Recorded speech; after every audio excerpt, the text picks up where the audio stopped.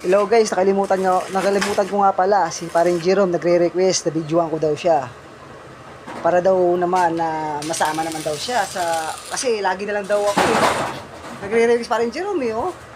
Yan. Guys, pa-subscribe na lang guys, pa-share na lang guys, at pa-like. Si paring Jerome na yan, nagre-request na yan ha, minsan lang yan. Minsan lang kitang iibigin. Yan yung master ko guys, si paring Jerome.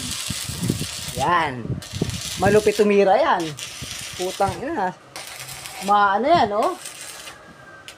Nag-overhead yan, vertical, tsaka backhand. Yan si paring Jerome. Yan. Alam niyo ginagawa niya guys?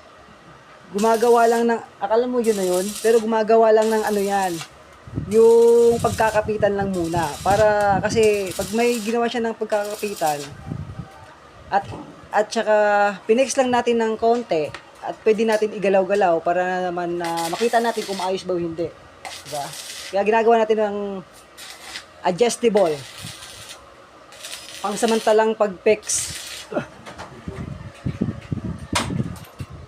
Yan.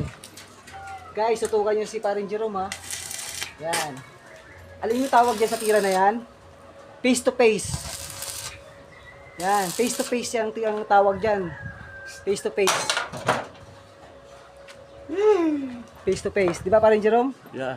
Oh yeah. Yes. English speaking yan guys. Pagbigyan nyo naman. Thank you for watching guys.